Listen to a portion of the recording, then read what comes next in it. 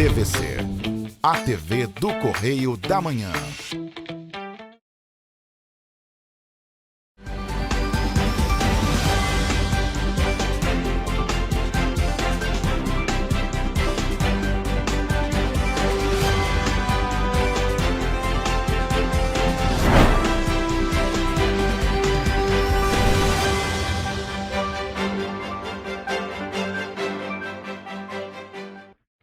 Olá, e começa agora mais um Correio Petropolitano na TV, primeira edição.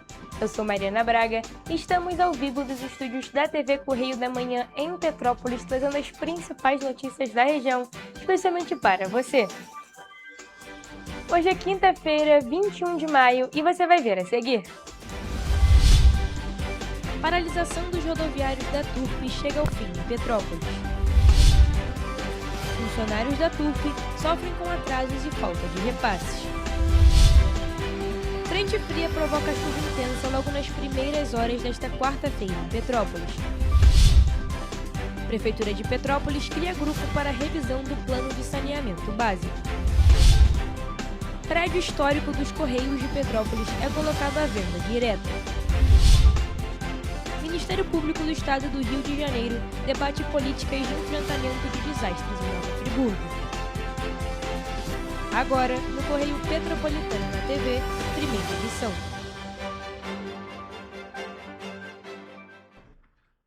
Após 3 dias de paralisação no transporte público de Petrópolis, a Prefeitura decretou intervenção na empresa TURP na noite desta quarta-feira e os ônibus começaram a voltar gradativamente às ruas na madrugada desta quinta-feira. Com o fim da paralisação e o início da atuação da comissão interventora, os veículos começaram a deixar a garagem nas primeiras horas desta quinta-feira e a operação passou a ser normalizada gradativamente. O anúncio da intervenção na empresa TURP foi feito pelo prefeito de Petrópolis, Ingo Rames, em um vídeo publicado nas redes sociais ao lado do presidente da Companhia Petropolitana de Trânsito e Transportes, Luciano Moreira, e do procurador-geral do município, Fernando Fernandes. Segundo a Prefeitura de Petrópolis, a medida foi adotada após a empresa não conseguir normalizar a operação durante os dias de greve. Infelizmente, a empresa não cumpriu sua obrigação, então nós estamos agora com uma atitude mais enérgica, fazendo essa intervenção para que a gente possa garantir o serviço que a população merece. Horas depois do anúncio, por volta de 3h30 da manhã, a Prefeitura de Petrópolis e a CPTrans divulgaram um comunicado informando que a greve havia sido oficialmente encerrada na madrugada desta quinta-feira. Segundo o município, equipes técnicas da Prefeitura, da CPTrans e o interventor nomeado Júnior César Maurício Marinho estiveram desde 3h30 da manhã no terminal de Correias em diálogo com os trabalhadores. A gente vai dar sucessivos relatórios, informações à população para acompanhar o nosso trabalho e garantir que todo mundo saiba, com as portas abertas, o que está acontecendo nessa intervenção. E a gente também vai estar convidando os órgãos de controle, como o Ministério Público e a própria Justiça, a participarem desse processo junto com a gente. Ainda de acordo com a Prefeitura, uma reunião foi realizada para alinhar os detalhes operacionais da retomada do serviço e definir um plano prioritário de circulação das linhas. A administração municipal afirmou que o objetivo era restabelecer a confiança da categoria e colocar os ônibus nas ruas o mais rápido possível. A gente já teve a primeira reunião com os rodoviários, a garantia de que a gente hoje vai levantar as informações necessárias para garantir o pagamento dos salários, dos direitos trabalhistas e com mais confiabilidade, com mais confiança, tanto dos rodoviários quanto do próprio sistema, conseguir superar as principais dificuldades que tenham sido apontadas pelos rodoviários ao longo desses últimos dias. E quem depende do transporte público ficou aliviado com a volta do serviço. O meu filho tinha médico, no Águas Lindas, então tive que remarcar para outro dia porque não dava para subir a pé com ele. Precisava ir no Alcide Carneiro, também não consegui ir por conta da falta de ônibus. E com a retomada dos ônibus ajudou bastante, porque consegui vir levar no médico, amanhã já vou no Alcide Carneiro, então assim, prejudica muita gente com a falta dos ônibus. Vai ajudar, tem que ajudar, porque não só eu dependo dos coletivos, como uma grande maioria da população, depende dela, então espero que melhore mesmo. Espero que para de novo, né?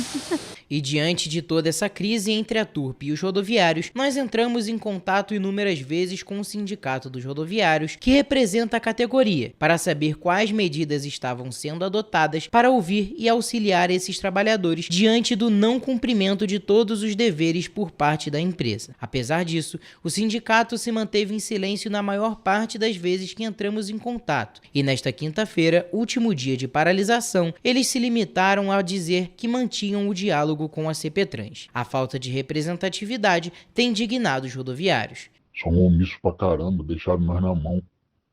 E precisamos deles, viraram as costas pra nós, mentiram pra nós. É mais ou menos isso, tá vendo? O que o sindicato faz com a gente? Entendeu? A tirada dos cobradores, o sindicato não fez nada. Hora extra das outras empresas, o sindicato não faz nada. Nós fomos protocolar as denúncias essa semana no Ministério Público do Trabalho e pedimos o auxílio do sindicato. O sindicato se negou. Na verdade, o sindicato é omisso, não só com isso, como com várias coisas. Se os rodoviários não se unirem e eles mesmos ir lá e denunciar como fizemos, a gente não consegue nada com nada. Nossa equipe tentou contato com a Turp buscando um posicionamento sobre a intervenção, mas a empresa não se posicionou até o fechamento desta edição. E a TV Correio da Manhã recebeu diversos relatos de funcionários da Turp Transporte relacionados a atrasos no pagamento e falta de repasses. Os problemas refletem parte do cotidiano dos colaboradores que atuam na empresa e a realidade do transporte público em Petrópolis. E este é mais um capítulo da novela da paralisação por parte dos rodoviários. Cara, eu tô num estresse, mas sabe, num estresse tão grande, já me fez tão mal, que eu não sei nem o que eu vou fazer, sabe? Porque é uma covardia tão grande que eles estão fazendo. As falas são de um funcionário da Turp Transporte, que preferiu não se identificar. Ele alega que há descontos diretos no contra-cheque, como o INSS e o plano dentário, mas que os valores não estariam sendo repassados. Segundo o trabalhador, mesmo com as reclamações, a empresa estaria pressionando os funcionários para retornarem ao trabalho. E não repassando o plano dentário de 30, 20 reais, sei lá quanto que é o plano dentário, nem lembro. Então trouxe tão pouco, e eles não repassando, e o pessoal passando vergonha na sala de dentista, porque não tem repasse. A paralisação dos rodoviários da Turp entrou no terceiro dia nesta quarta-feira, dia 20 de maio. Na terça-feira, 3 ônibus da linha 700 voltaram a circular, além de um coletivo que opera no Hospital Alcides Carneiro. Os veículos que retornaram para as ruas contaram com o apoio da Polícia Militar para garantir a segurança dos motoristas e dos passageiros. O funcionário também relata problemas relacionados ao FGTS, que, segundo o Sindicato das Empresas de Ônibus de Petrópolis, o Cetranspetro, já teriam sido acordados. Mesmo assim, de acordo com o trabalhador, os problemas enfrentados pelos funcionários vão além das questões salariais. Eu não tenho noção de que é trabalhar na Turp. Eu só estou aqui mesmo trabalhando na Turp porque eu gosto do que eu faço. Gosto da amizade que eu fiz, da galera que eu carrego aí, entendeu? Então isso é uma das coisas que me prende na Turp. Segundo o funcionário, o que mais chama a atenção é que os descontos são realizados normalmente, mas os repasses não acontecem. Na última greve, houve um acordo entre o sindicato, a empresa e os funcionários. No entanto, de acordo com ele, o acordo não teria sido cumprido pela Turp. Era para ter pago dia 15, eles não pagaram o nosso vale alimentação. Depois mandaram os rapazes embora. Os que foram lá, foi tudo assinado, protocolado, e eles não cumprem com nada. A Turp informou que os rodoviários que estão à frente da paralisação poderão ser demitidos. Segundo a advogada Ana Carolina Peran, como o transporte público é considerado um serviço essencial, a legislação exige comunicação prévia para a realização de uma greve. Se o movimento foi antecipado antes da data que foi comunicada, ele pode ser considerado irregular ou até abusivo, especialmente se ele prejudicou totalmente o serviço. No entanto, a advogada explica que a participação na greve, por si só, não justifica uma demissão por justa causa. A jurisprudência é muito clara. A simples adesão à greve não constitui uma falta grave. Então, a demissão sem justa causa ela até pode ocorrer, desde que pagas todas as verbas rescisórias. Já a justa causa ela só seria defensável se a empresa comprovasse uma conduta individual grave. De acordo com Ana Carolina, a consolidação das leis de trabalho, a CLT, exige que haja uma falta grave individual para que a justa causa seja aplicada. A empresa até pode demitir, mas ela não pode transformar essa simples participação da paralisação em uma justa causa automática. Cada caso precisa ser analisado individualmente. Em nota, a Companhia Petropolitana de Trânsito e Transportes, da CPTrans, informou que notificou formalmente a empresa Turp Transporte para que restabeleça a operação do transporte coletivo no município. A notificação também alerta que a continuidade da paralisação poderá resultar na aplicação de outras sanções administrativas, como multa, intervenção na operação do serviço e até caducidade da concessão. A reportagem procurou novamente o Cetranspetro, mas até o fechamento desta edição não houve retorno. E olha só, gente, a passagem de uma frente fria colocou o município de Petrópolis em alerta nesta quarta-feira. Logo no início da manhã, como nós mostramos, choveu forte em diferentes pontos da cidade, o que chamou a atenção da população. Além do volume da água, o tempo fechado, a neblina e a queda nas temperaturas marcaram a rotina dos petropolitanos ao longo do dia. A chuva intensa registrada pela manhã exigiu atenção redobrada de motoristas e pedestres. No centro da cidade, em alguns bairros, as ruas ficaram tomadas pela água, o que aumentou a preocupação dos moradores com possíveis transtornos. Segundo a Defesa Civil, os maiores acumulados foram registrados nos bairros Independência, com mais de 33 milímetros de chuva, além das regiões do LNCC e Chácara Flora, com volumes acima dos 30 milímetros. Apesar do susto, não houve registros graves de ocorrências. A chegada dessa frente fria também reacende o alerta para áreas de risco em Petrópolis. Em períodos de chuva intensa, o monitoramento das condições é fundamental para prevenir transtornos e permitir respostas rápidas em situações de emergência. A Rua Coronel Veiga também precisou ser interditada após o transbordamento do rio Quitandinha. A Defesa Civil emitiu alertas via Cell Broadcast e chegou a acionar as sirenes na região por risco de inundação. A via foi liberada novamente pouco antes das 10 horas da manhã. Defesa Civil informa. Rua Coronel Veiga interditada devido à inundação. Permaneçam em locais seguros ou dirijam-se para ilhas de segurança. Segundo os órgãos de meteorologia, a previsão é que o tempo fique instável e com temperaturas mais baixas durante a noite e a madrugada desta quarta-feira. A Defesa Civil orienta que moradores acompanhem os alertas oficiais e acionem o órgão em caso de necessidade. Como consequência dos alagamentos registrados em diferentes pontos da cidade, cerca de 70 linhas de ônibus tiveram a operação interrompida durante a manhã, o que deixou a população à mercê do tempo. Compete pedir à população seguir os canais da Prefeitura de Petrópolis da Defesa Civil com maiores informações e qualquer emergência ligar 199. Segundo a Defesa Civil, essa frente fria ainda pode provocar chuvas moderadas a forte em Petrópolis nas próximas horas. Diante desse cenário, outro ponto chama atenção. Petrópolis continua sem o funcionamento das câmeras de monitoramento urbano. Para o Ministério Público do Estado do Rio de Janeiro, os equipamentos são importantes para a população acompanhar áreas de alagamento, encostas e as condições do trânsito durante os temporais. A equipe da TV Correio da Manhã questionou a Prefeitura de Petrópolis sobre a situação do sistema de câmeras de monitoramento urbano e foi informado pela Secretaria de Serviços, Segurança e Ordem Pública que ainda não foi notificada oficialmente. A pasta afirmou ainda que os procedimentos para a licitação já estão em andamento e que as providências para a retomada do serviço, assim como a expansão do sistema de monitoramento da cidade, já estão sendo agilizadas. E a Prefeitura de Petrópolis publicou um decreto que cria um grupo de acompanhamento para revisar e atualizar o Plano Municipal de Saneamento Básico. Segundo o Ministério Público do Estado do Rio de Janeiro, o plano não passa por modificações desde 2014. O órgão acompanha o caso desde o ano passado e alertou para o risco de perda de recursos financeiros destinados à revisão do documento.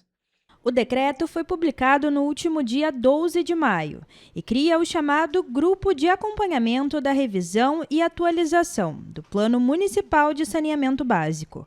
A medida veio após uma nova manifestação do Ministério Público, que acompanha o caso desde 2025. Segundo a promotoria, o município corria o risco de perder recursos já disponibilizados pelo Comitê Piabanha para a revisão do plano. Ainda de acordo com o Ministério Público, o documento permanece sem atualização desde a elaboração, em dezembro de 2014. Em maio do ano passado, o Ministério Público ajuizou uma ação civil contra a Prefeitura de Petrópolis e a Condep, cobrando a adequação do município às regras do novo marco legal de saneamento. O órgão também apontou sucessivos adiamentos na revisão do plano, que deveria ter sido atualizado desde 2018. Segundo o decreto, o grupo será formado por pelo menos 3 servidores municipais, responsáveis por acompanhar a atuação técnica e administrativa necessária para a revisão do plano. O trabalho também envolve a articulação com a Associação Pró-Gestão das Águas da Bacia Hidrográfica do Rio Paraíba do Sul e o Comitê Piabanha. Em ações anteriores, o município informou que o processo de revisão já estava em andamento e que a contratação da empresa responsável ocorreria em 2025. Até o fechamento desta edição, a Prefeitura de Petrópolis não respondeu aos questionamentos sobre a demora na atualização do plano. E ainda falando aqui sobre Petrópolis, o prédio histórico dos Correios foi colocado à venda por meio da modalidade de venda direta. De acordo com os Correios, a modalidade é destinada exclusivamente à administração pública federal, estadual e municipal e permite a aquisição de imóveis da estatal sem necessidade de licitação. Localizado na Rua do Imperador, no centro de Petrópolis, o imóvel aparece à venda no site dos Correios, na seção de venda direta. A modalidade é destinada exclusivamente à administração pública federal, estadual e municipal. O formato permite a aquisição de imóveis da estatal sem a necessidade de licitação. No dia 12 de fevereiro deste ano, a agência dos Correios foi reaberta nos fundos do prédio após quase 2 anos. Mas a história do imóvel vai muito além. Em 1º de outubro de 1848, Dom Pedro II assinou o decreto de implementação dos Correios em Petrópolis, que foi um dos primeiros do país. O palácio é obra do governo republicano e foi inaugurado em 1922 pelo presidente Epitácio Pessoa. Segundo os Correios, a venda direta proporciona eficiente, agilidade e segurança jurídica, quando há justificativa administrativa e interesse público devidamente demonstrado por algum órgão. De acordo com o site da estatal, o terreno tem uma área de mais de 1.200 metros quadrados e a área construída é de cerca de 1.700 metros quadrados. Em nota, o Correios informou que no âmbito das ações de otimização da carteira imobiliária previstas no plano de reestruturação dos Correios, após estudos técnicos, se encontra em fase de instrução para eventual alienação. A racionalização de ativos ociosos ou subutilizados contribui para a redução de despesas de manutenção e também viabiliza o reinvestimento em modernização, além de apoiar o processo de reequilíbrio financeiro da estatal. A agência, atualmente instalada no fundo do imóvel, será remanejada para outro prédio, garantindo a continuidade do acesso da população aos serviços postais. Agora, mudando de cidade, o município de Nova Friburgo sediou uma reunião organizada pelo Ministério Público do Estado do Rio de Janeiro para tratar de assuntos relacionados às medidas adotadas pelo poder público para a prevenção dos efeitos causados por desastres socioambientais na cidade. O município serrano tem históricos que demonstram a fragilidade frente aos efeitos climáticos extremos. Devido ao estado de vulnerabilidade no combate aos efeitos climáticos extremos em Nova Friburgo, o Ministério Público do Estado do Rio de Janeiro promoveu um evento para discutir as medidas adotadas para a prevenção dos efeitos causados pelos desastres naturais, já que o município teve falhas apontadas pelo Tribunal de Contas do Estado nas políticas de prevenção e respostas a desastres, ao lado das cidades de Petrópolis e Teresópolis, ambas sucintas às tragédias tragédias socioambientais. Segundo dados do terceiro relatório de cidades, chuvas e prevenção, os municípios da região serrana reservam menos de 0,5% do orçamento público para investir em defesa civil e prevenção de desastres socioambientais. O levantamento também indica que o conjunto serrano possui o maior número de mortes por eventos climáticos extremos.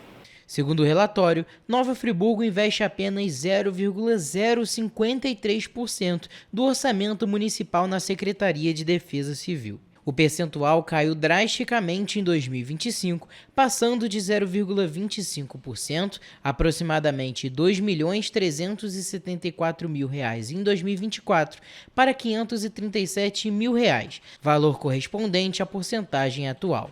Por esse motivo, o MPRJ se torna um aliado da causa ao monitorar as principais ações, projetos e programas que visam a prevenção de desastres naturais.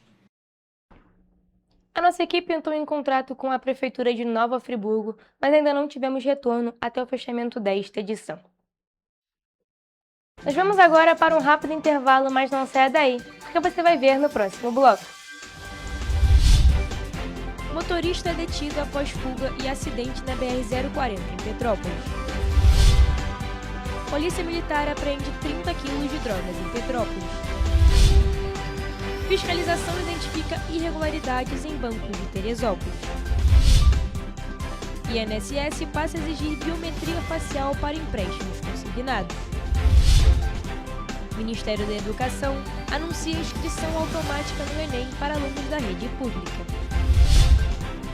O uso do FGTS para pagar dívidas no Desenrola começa no dia 25 de maio. O Correio Petropolitano na TV, primeira edição, volta já.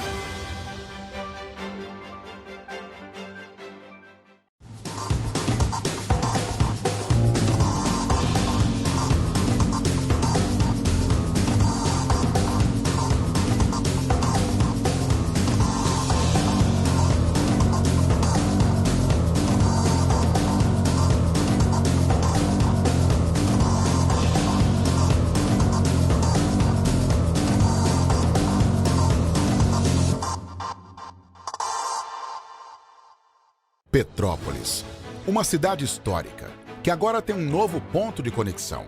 O Correio Petropolitano se renovou e leva o que de mais importante acontece na cidade, de maneira mais ágil e acessível.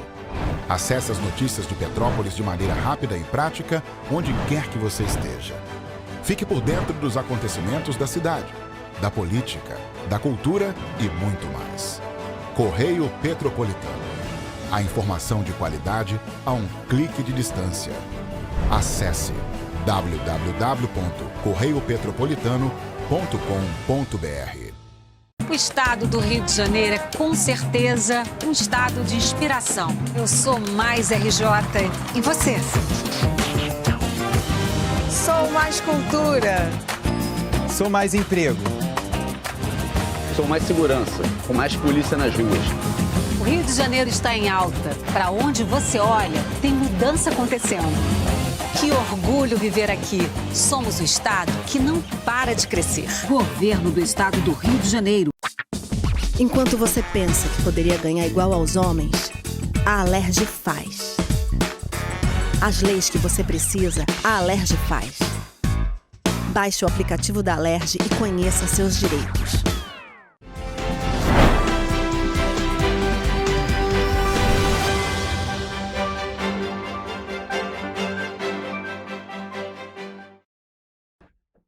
Estamos de volta. E olha só, gente, uma perseguição policial terminou em um acidente na BR-040 em Petrópolis. O motorista de um carro foi detido após desobedecer a ordem de parada dos agentes, fugir em alta velocidade e colidir contra um caminhão. Policiais militares do 26º Batalhão faziam um patrulhamento na localidade conhecida como Casinhas, na rua Ceará, no Quitandinha, quando avistaram um veículo realizando manobras perigosas. Ao tentarem fazer a abordagem, o motorista desobedeceu a ordem de parada dos agentes e fugiu. O veículo acessou a contramão da BR-040 e colidiu frontalmente contra um caminhão na altura do quilômetro 82. Os ocupantes do caminhão não se feriram. Após o acidente, o condutor ainda tentou fugir a pé, mas foi localizado e detido no estacionamento da casa do alemão. Segundo o relato apresentado aos policiais, o homem afirmou ter consumido bebida alcoólica e cocaína antes da fuga. No entanto, os exames realizados posteriormente não apontaram alteração. O motorista teve ferimentos leves, recebeu atendimento médico e foi encaminhado para a 105ª Delegacia de Polícia. O veículo, que possuía restrição judicial, foi removido para o pátio da polícia. Já o condutor vai responder em liberdade pelos crimes de desobediência e fuga do local do acidente. E uma grande apreensão de drogas foi realizada pela Polícia Militar aqui em Petrópolis. Mais de 30 quilos de material entorpecente foram encontrados escondidos em uma área de mata no bairro Retiro. Policiais militares receberam informações de que uma área na rua Loio Galute, na localidade conhecida como Volta da Curiba, no Retiro, estaria sendo utilizada como ponto de armazenamento de drogas para abastecer diversas comunidades de Petrópolis. Durante as buscas, as equipes localizaram 2 barris com grande quantidade de entorpecentes. Ao todo, foram apreendidas 12.497 cápsulas de cocaína, com cerca de 25 quilos e 900 gramas e 4.910 pedras de crack, totalizando aproximadamente 4 quilos e 100 gramas. Segundo a polícia, o material estaria ligado a um traficante já conhecido das guarnições e apontado como liderança do tráfico nas comunidades abastecidas pelo esquema. A carga apreendida foi avaliada em cerca de R$190 mil. Todo o material foi encaminhado para a 105ª Delegacia, onde a ocorrência foi registrada e as drogas permaneceram apreendidas. Em uma operação realizada pela Secretaria de Estado de Defesa do Consumidor e também pelo PROCON do Rio de Janeiro, identificou irregularidades em agências bancárias públicas e privadas de Teresópolis. Entre os problemas encontrados estão falhas que comprometem a segurança, a privacidade e o direito à informação dos clientes. Durante a fiscalização, os agentes encontraram guarda-volumes instalados nas calçadas das agências, situação que pode expor os pertences dos consumidores e comprometer a segurança durante o atendimento. As equipes também identificaram a ausência de divisórias entre os caixas, o que afeta diretamente a privacidade dos clientes durante operações e movimentações financeiras. Outras irregularidades apontadas foram a falta de autenticação do livro de reclamações junto ao PROCON RJ e a ausência do certificado de aprovação do Corpo de Bombeiros Militar do Estado do Rio de Janeiro, documentos obrigatórios para o funcionamento das instituições. O secretário de Estado de Defesa do Consumidor, Rogério Pimenta, destacou que as irregularidades representam descumprimento das normas de proteção ao consumidor, especialmente em serviços essenciais e de grande circulação. Segundo ele, as instituições financeiras têm o dever de garantir um atendimento seguro, transparente e adequado aos consumidores. Olha só, gente, agora mudando de assunto, novas regras para a contratação de empréstimos consignados do INSS começaram a valer na terça-feira desta semana. Agora, aposentados e pensionistas precisam confirmar a operação com biometria facial pelo aplicativo ou site Meu INSS. A mudança tem como objetivo aumentar a segurança dos beneficiários e evitar fraudes nas contratações. A exigência da chamada anuência biométrica está prevista na Lei nº 15.327 de 2026. Com as novas regras, o beneficiário que solicitar o consignado vai receber a proposta no aplicativo Meu INSS com o status pendente de confirmação. A contratação só será liberada após o reconhecimento facial. O prazo para a confirmação da operação será de até 5 dias corridos. Caso a biometria não seja feita nesse período, o contrato será cancelado automaticamente. A nova lei também proíbe a contratação de empréstimos consignados por telefone ou por procuração de terceiros. Outra mudança é o aumento do prazo para pagamento dos empréstimos. O limite passou de 96 para 108 parcelas, o equivale a 9 anos. Além disso, o beneficiário poderá começar a pagar o empréstimo após um prazo de até 3 meses. E o Ministério da Educação anunciou novas mudanças para o Enem de 2026. Entre as principais novidades está a inscrição automática dos alunos do terceiro ano do ensino médio da rede pública no exame. A expectativa do governo federal é ampliar a participação dos estudantes e facilitar o acesso à prova.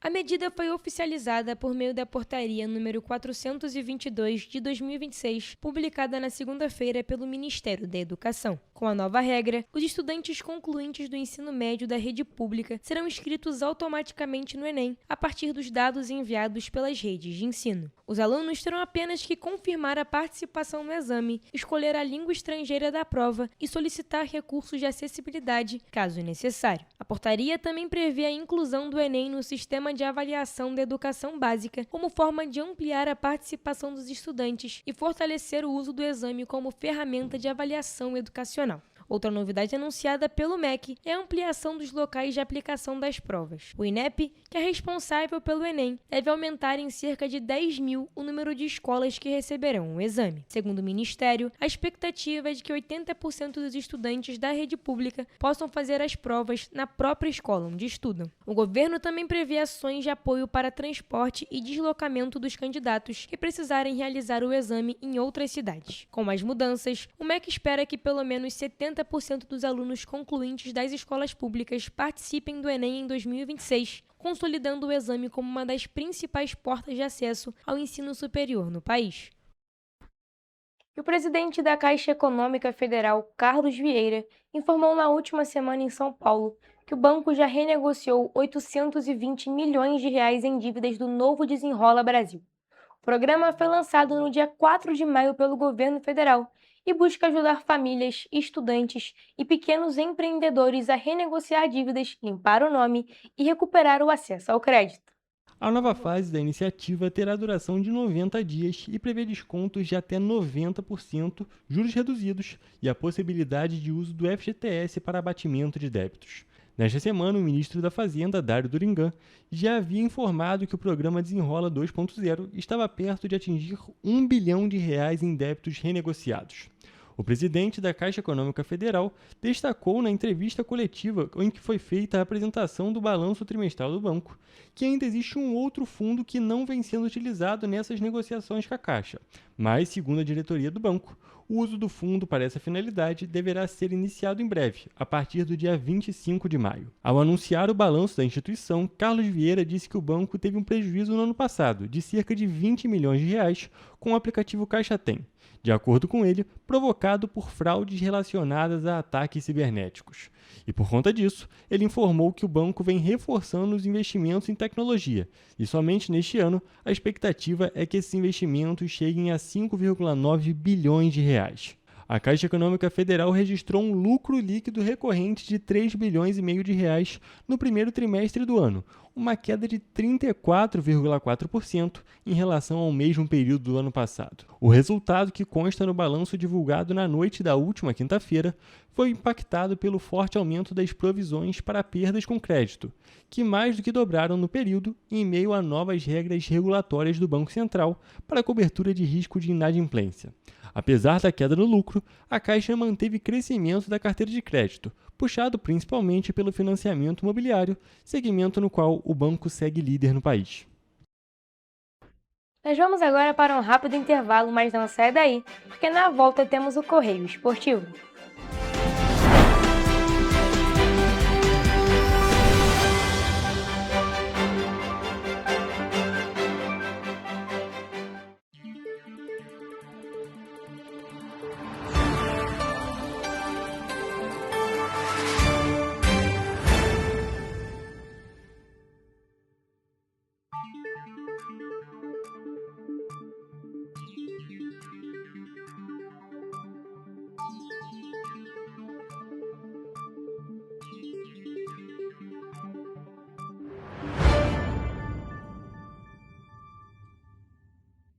Correio da Manhã, o grupo de comunicação que mais cresce no Brasil.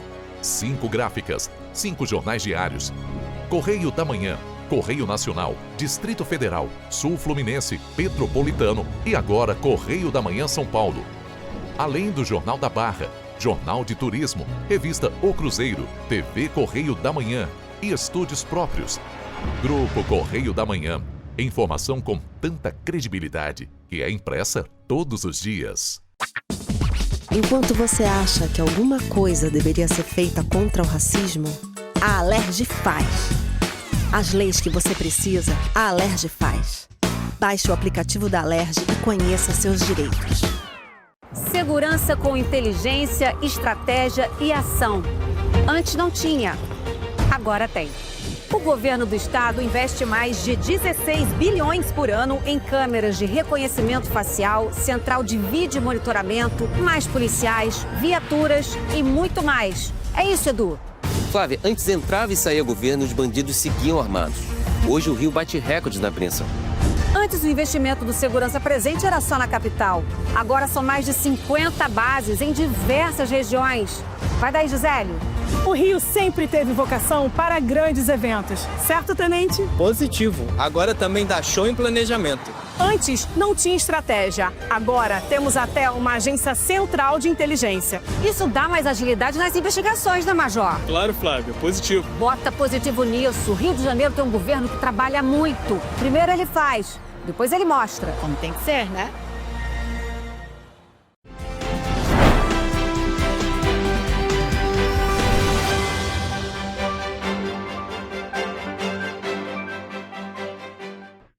Estamos de volta.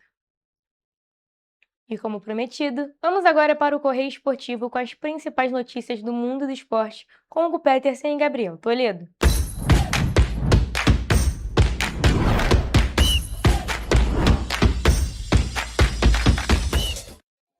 Começamos agora mais uma edição do Correio Esportivo, o momento de focar em esportes, aqui na TV Correio da Manhã. E na edição de hoje a gente vai focar em tênis e, é claro, no futebol. Começamos a nossa edição nas competições continentais de futebol aqui da América do Sul, isso porque tem time carioca se enrolando. O primeiro deles é o Vasco, que mesmo começando a 4ª rodada da Sul-Americana, com a vida muito bem encaminhada em primeiro colocado no grupo, ele se embolou todo. Perdeu de virada para o Olímpia e agora precisa de uma combinação de resultados para se classificar em primeiro lugar na competição. Hugo, é muito importante, a gente sempre frisa isso aqui, né? Na Sul-Americana, passar em primeiro é crucial para ter 2 jogos a menos, né? E principalmente não jogar contra quem foi eliminado da Libertadores na 3ª colocação. Exatamente, a gente tem toda essa questão dos bichos papões da Libertadores, né? O 3º colocado, como você disse, cai de competição e geralmente vira uma pedra no sapato das pessoas, dos times que estavam ali na Sul-Americana inicialmente. E está parecendo que essa vai ser a situação que o Vasco vai enfrentar por mais um ano e dessa vez por um vacilo muito grande do time, que desde o início da competição não a priorizou em momento algum, e está tudo bem a gente entender esse ponto, foi uma escolha da diretoria junto ao técnico Renato Gaúcho, mas ainda assim jogando com times muito alternativos. Esse jogo do Olímpia, por exemplo, só com 2 titulares, só o Léo Jardim e o Carlos Cuesta, que são verdadeiramente titulares na equipe, que viajaram para o Paraguai. Tinha alguns reservas, mas também tinham jogadores que eram da base. Né? Muitos jogadores da base, inclusive o que foi expulso nesse jogo era da base. Então assim, não era prioridade do Vasco em momento algum. Porém, ainda assim, mesmo com todas essas adversidades, jogando com time reserva, jogando com jogadores da base, o Vasco competiu na Sul-Americana o tempo todo. O time, isso mostrava o quanto essa competição era acessível para o Vasco poder jogar e poder sonhar com o título nesse momento, depois de tanto tempo sem conseguir nenhuma conquista. Mas aí, mesmo quando parecia que não priorizando ia dar certo do mesmo jeito, ia conseguir passar em primeiro, o Vasco tomou essa virada e aí se complicou muito na competição. Exatamente. O grupo do Vasco, como você disse, está muito embolado e é muito importante passar em primeiro e se passar em segundo, vai sofrer. Exatamente. Inclusive, corre risco da gente ter um clássico carioca ali nos playoffs, mas daqui a pouco a gente fala sobre isso.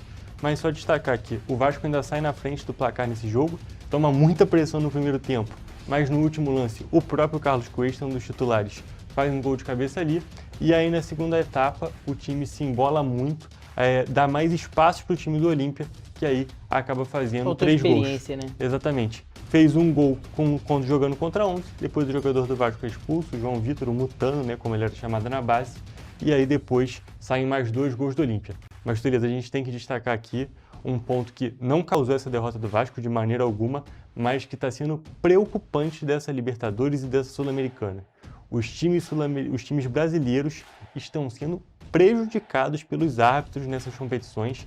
Tá uma situação bizarra mesmo. Exato. Parece que falta critério certas horas, faltas que não são marcadas. Chega a ser até difícil de explicar, de verdade, porque são faltas claras que não são marcadas. Exatamente. E até no primeiro momento, na primeira etapa, a gente estava assistindo o jogo e parecia que ele só não estava marcando as faltas, estava deixando aquele jogo um pouco mais pegado, rigoroso, mais Libertadores, né? O futebol sul-americano como a gente conhece.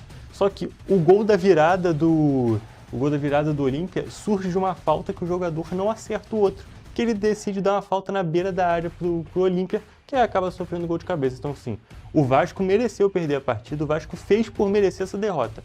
Porém, a gente tem que destacar que a arbitragem está sendo um ponto muito preocupante em toda essa competição, nessas duas competições. Exato. E outro time que está com a vida embolada, mas não perdeu na rodada, foi o Fluminense, pela Libertadores. O tricolor carioca até venceu o Bolívar nesta semana jogando dentro do Maracanã, mas não foi bom o suficiente. O time das Laranjeiras superou os bolivianos por 2-1, com gols de Lúcio Acosta e John Kennedy. Mas no critério do confronto direto, os cariocas precisam de uma combinação de resultados para conseguirem avançar de fase.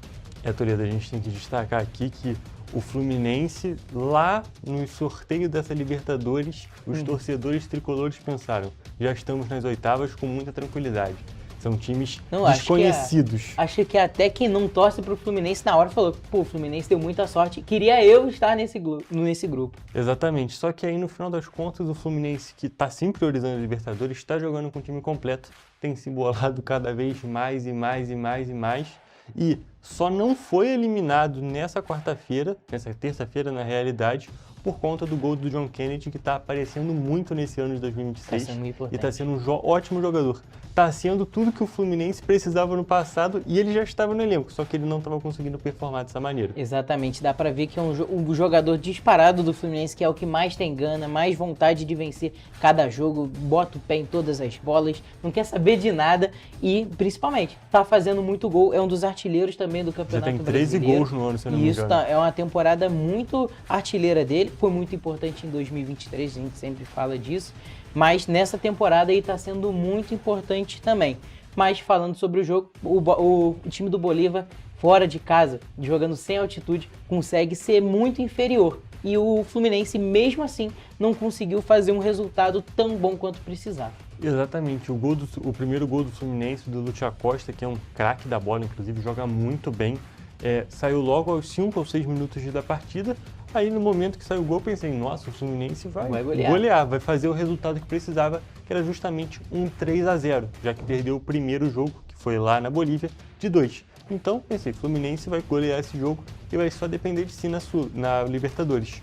Porém, aí aconteceu o fato inesperado. O Bolívar consegue empatar o jogo e ali, claramente, o time do Fluminense caiu muito emocionalmente e teve muitas complicações, jogou ainda assim muito melhor do que o time do Bolívar, só que só conseguiu fazer um gol, que foi justamente esse gol salvador do John Kennedy. E depois, ainda assim, teve diversas oportunidades e o Castilho quebrou a bola nesse jogo. Exatamente. Dentro da proposta ali, o Bolívar até conseguiu ser melhor, né? Não tomou o 3-1, conseguiu segurar por bastante tempo esse empate, mas acabou que o John Kennedy foi muito decisivo ali, numa falha da marcação do Bolívar também, acabou saindo o gol. Mas vale destacar também que é um resultado muito bom para o Bolívar, que se ganhar o próximo jogo já está na próxima fase e não precisa nem torcer para o Fluminense. Exatamente, o Bolívar só depende de si, que era justamente o que o Fluminense queria, e o Bolívar depende de si jogando na altitude contra o de Rivadavia, que é o líder do grupo, já classificado em primeiro. Então, assim, é uma situação que tem tudo para dar certo para o Bolívar. O Fluminense ainda tem chance? Sim. Porém, a situação está bem mais complicada. Aí, justamente, se o Bolívar fizer o dever de casa dele, pode ser que o Fluminense caia ali para a Sula e talvez a gente tenha uma reedição da semifinal da última Copa do Brasil entre Vasco e Fluminense. Talvez nenhum dos dois precise passar por isso, mas pelo que está dizendo agora, pelo que está acontecendo nessas competições até o momento, tem tudo para dar, pelo menos, ou o Fluminense na Sul-Americana ou o Vasco ali em segundo lugar. E agora vamos para o lado de quem não se complicou. O Flamengo venceu o Estudiantes também no Maracanã, também pela Copa Libertadores. O jogo foi 1-0 e o gol foi do artilheiro, o Pedro. Toledo, a gente tem que destacar aqui, não foi um grande jogo do Flamengo, bem longe disso, foi um jogo bem abaixo até do time, porém ainda assim o Pedro, um dos grandes artilheiros que a gente está tendo aqui no nosso futebol brasileiro, apareceu mais uma vez, contou com uma sortezinha ali, porque foi uma jogada que assim, de 1000 vezes que vai acontecer aquela combinações de tentativas ali na área, só aquela vai dar aquilo. Porém, o que importa é que o Flamengo venceu mais uma e está mais do que classificado na Libertadores. Foi um jogo muito truncado, o time do Estudiantes é um bom time lá na Argentina, também é um dos grandes times da Libertadores, tem 4 títulos também, é campeão mundial. Fez um jogo muito truncado para cima do Flamengo, o Flamengo tentava, manteve a posse de bola em grande parte do tempo, mas não estava conseguindo ser muito efetivo. E acabou que o gol, como você disse, saiu em um lance muito chorado, o Muslera, goleiro muito renomado, saiu muito mal, saiu com os pés, uma bola que até não faz sentido, explicar, não faz sentido. O Pedro, com um faro de gol absurdo, conseguiu fazer um gol de costas e um gol muito importante que já classificou o Flamengo na Libertadores para as oitavas de final. Foi aquela situação, o Pedro só chutou, ele não mirou, ele não fez nada, só chutou. Aquele senso de atacante. Né? Exatamente, tanto que a bola vai na bochecha da rede, muitas das vezes aquela bola inclusive teria ido para fora, teria passado ali na frente do gol e não teria entrado. Porém, a fase do Pedro é maravilhosa, tá jogando muito bem e fez mais esse gol importantíssimo para o Flamengo nessa Libertadores. E agora na Sula, o Botafogo aplicou um notório 3-0 no Independente Petroleiro. Os gols do Glorioso foram marcados por Christian Medina, Jordan Barreira e também um gol contra do goleiro Johan Gutierrez. Esse último, inclusive, que fez 16 defesas durante o jogo. Um resultado muito importante e um resultado principalmente muito bom para o Botafogo, um 3-0, um jogo muito tranquilo, um adversário muito abaixo também do que o time do Botafogo está acostumado. Toledo, foi tranquilo para o Botafogo. Para o goleiro Johan Gutierrez foi um verdadeiro massacre. O Botafogo chegou a ter 40 finalizações na partida. Ele foi bombardeado. É um negócio inacreditável e a gente vê que o placar não refletiu de maneira alguma como é que foi o jogo. Porque, é claro, o Botafogo mais do que merecia essa vitória, mas a vitória deveria ter sido por mais gols. A gente geralmente não fala sobre isso, mas naquele aplicativo de notinhas, o SofaScore, o goleiro tirou uma nota 10, mesmo tomando 3 gols, e um deles sendo um gol contra. Então, assim, foi um jogo impressionante, com defesas impossíveis, verdadeiros milagres. E com esse resultado, o Botafogo também está na mesma vida do Flamengo, já está mais do que classificado. Só que dessa vez lá na Sula. E aproveitando o assunto de futebol continental na edição de hoje, o Aston Villa foi campeão da Europa League após aplicar também um notório 3-0 no Freiburg da Alemanha. Os gols do jogo foram marcados por Morgan Rogers, Yuri Tielemans e Emílio Buendia. Essa foi a primeira conquista importante do time inglês desde 1982 e o 5º título do técnico Unai Emery na competição. Toledo, só um breve comentário aqui, é um futebol bem distante, não é nem a principal prateleira do futebol europeu, mas título é título, então a gente tem que comentar. Título muito importante justamente para esse time do Aston Villa, estava há bastante tempo sem ganhar nada, mas conseguiu essa vitória na mão de um especialista, né? A gente estava até falando um pouco mais cedo, o Unai Emery é um especialista ali na Europa League, ainda mais quando se trata de times que tem Villa no nome, não é mesmo? Exatamente, ele já foi campeão com Sevilha, com Aston Villa e também foi com Vila Real, ou seja, ele gosta de Villa. Exatamente, gosta muito dessa competição e conseguiu esse título muito importante que faz com que o time já esteja automaticamente classificado ali para a Champions League do ano que vem, da temporada que vem, né, que já começa agora nessa segunda metade do ano. Então, assim, título muito importante. Inclusive, a gente tem brasileiro lá no Aston Villa que foi campeão. Por exemplo, é claro, o Douglas Luiz, revelado pelo próprio Vasco. E agora, trocando de esporte, vamos para as quadras. No qualifying de Roland Garros, o Brasil iniciou com 5 tenistas. Laura Pigossi caiu ainda no primeiro jogo, na terça-feira. Um dia depois, na quarta, já na segunda rodada das classificatórias, Pedro Boscardin, Gustavo Reis e também Thiago Wilde e o último, João Lucas Reis, também deram adeus ao torneio. Com esses resultados, João Fonseca e Beatriz Haddad, a Bia Haddad, são os classificados via ranking e serão os únicos nomes do tênis verde e amarelo nas chaves principais de Roland Garros, em Paris. Toledo, e com essas informações nós encerramos mais uma edição do Correio Esportivo. Até a próxima. É isso, gente. A gente se vê na próxima edição. Um beijo.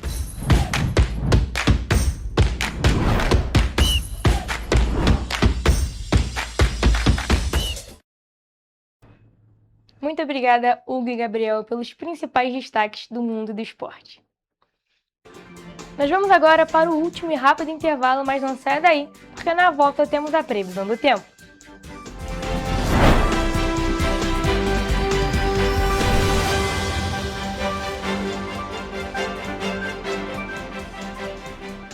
Antes, aqui no Rio, não tinha o devido cuidado com o meio ambiente. Agora tem. O governo do estado está despoluindo a Baía de Guanabara. E com obras de saneamento e ecobarreiras, devolveu as praias do Flamengo e Glória limpas e próprias para o banho. É isso, Edu?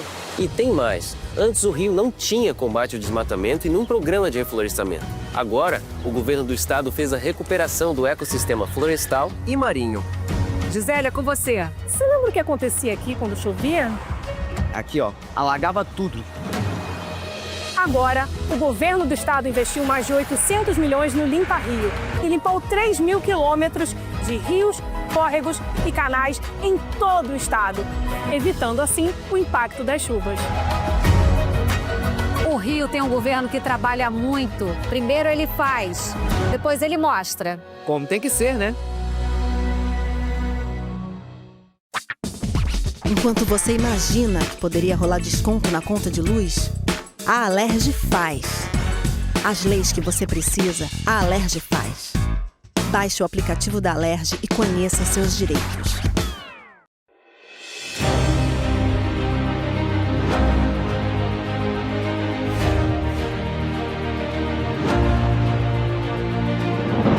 Não é jornalismo de direita, é jornalismo direito. Correio Petropolitano. Tudo que seu jornal não deveria ter deixado de ser. Todos os dias, em uma banca perto de você.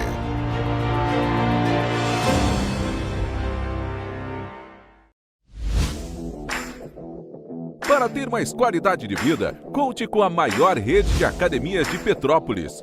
Aqui na Corper, com uma mensalidade, você utiliza todas as unidades: Centro, Bingen, Itamaraty e Itaipava. Com planos a partir de R$ 98,00, a academia oferece ambientes modernos para você cuidar da sua saúde com segurança. Os espaços contam com dezenas de aparelhos de musculação, diversos equipamentos para aeróbico e funcional, além, é claro, de profissionais qualificados e uma extensa grade de aulas coletivas, que inclui dança, bike, jump, wolf fit, step fit, entre outras. Nossas estruturas são equipadas com salas de musculação e aulas coletivas, salas de avaliação física e nutricional, vestiários e estacionamentos amplos. Venha nos fazer uma visita e surpreenda-se! Petrópolis, uma cidade histórica, que agora tem um novo ponto de conexão. O Correio Petropolitano se renovou e leva o que de mais importante acontece na cidade, de maneira mais ágil e acessível. Acesse as notícias de Petrópolis de maneira rápida e prática, onde quer que você esteja. Fique por dentro dos acontecimentos da cidade, da política, da cultura e muito mais. Correio Petropolitano. A informação de qualidade a um clique de distância. Acesse www.correiopetropolitano.com.br.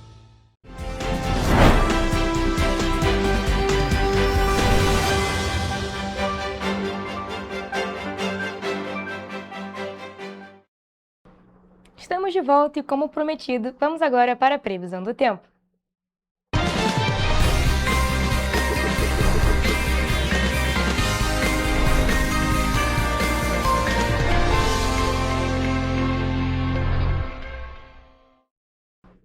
Gente, estamos chegando aí ao fim de mais uma semana. Amanhã sextou, a previsão do sextou. Eu acho que é a segunda previsão que as pessoas mais gostam. E é claro, por isso eu já estou aqui ao vivo com a Evelyn Carvalhais, que é quem vai falar mais para a gente sobre. Boa tarde, Evelyn, tudo bem? Amanhã, sexta-feira, como é que fica a previsão do tempo aqui para as cidades da nossa região de cobertura? Boa tarde, Mariana. Boa tarde a todos que estão nos acompanhando. Olha, eu posso adiantar aqui que amanhã será parecido com o dia de hoje em todas as cidades da nossa região de cobertura. A sexta-feira será bem gelada. E outro ponto a ser destacado é que não temos previsão de chuva para as cidades da região centro-sul do estado, ao contrário da região serrana, que vai registrar chuva em todas as cidades. Bom, mas vamos então começar a nossa previsão por Nova Friburgo, como de costume. costume. A previsão para o sextou é de sol com muitas nuvens, passando para tempo chuvoso à tarde. A chuva não para à noite e os termômetros vão variar entre mínima de 12 e máxima de 18 graus. Em Teresópolis, o dia será de sol com muitas nuvens, com chuva à tarde. À noite, a chuva continua e, nesse caso, os termômetros variam entre mínima de 13 e máxima de 18 graus. Aqui em Petrópolis, o dia será bem parecido com as outras cidades da região serrana. O sextou na cidade imperial será de sol com muitas nuvens, passando para tempo chuvoso na parte da tarde. À noite, será com chuva intermitente e as temperaturas podem variar entre mínima de 13 e máxima de 18 graus. E agora, mudando de região, mas continuando nossa previsão bem gelada, em Paraíba do Sul o dia será de sol com muitas nuvens e períodos de céu nublado. À noite o céu também estará com muitas nuvens e as temperaturas vão variar entre mínima de 17 e máxima de 21 graus. Ou seja, vão estar um pouco mais altos, mas mesmo assim o frio continua. E para finalizar a nossa previsão do tempo para esse sextou, em 3 dias o dia será de sol com muitas nuvens e períodos de céu nublado. À noite ainda haverá muitas nuvens e os termômetros vão variar entre mínima de 17 e máxima de 21 graus. Então, Mariana, respondendo a sua pergunta, o frio se mantém. Pois é, Evelyn, o frio e a chuva também aqui, pelo menos para as cidades da região serrana. Então, para o sextou, vamos precisar de guarda-chuva. E tirando Nova Friburgo, tirando Paraíba do Sul e 3 Rios, que não temos previsão de chuva, mas o frio continua em todas as cidades para amanhã, sexta-feira. No mais, Evelyn, muito obrigada por suas informações. E essa foi a nossa previsão do tempo.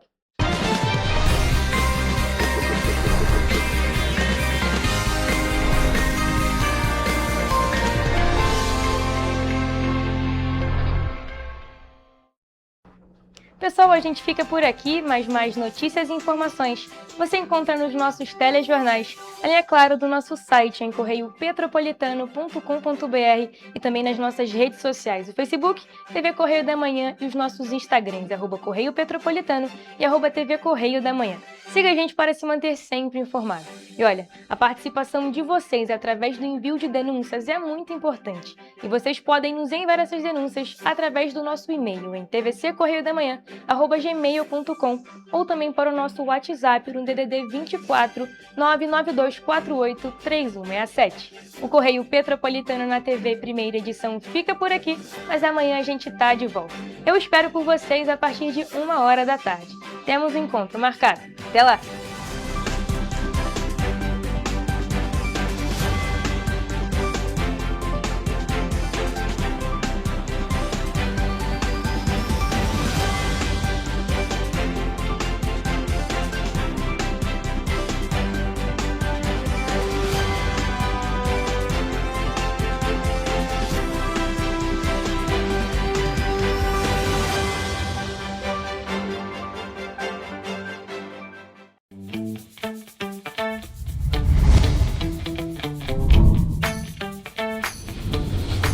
TVC, a TV do Correio da Manhã.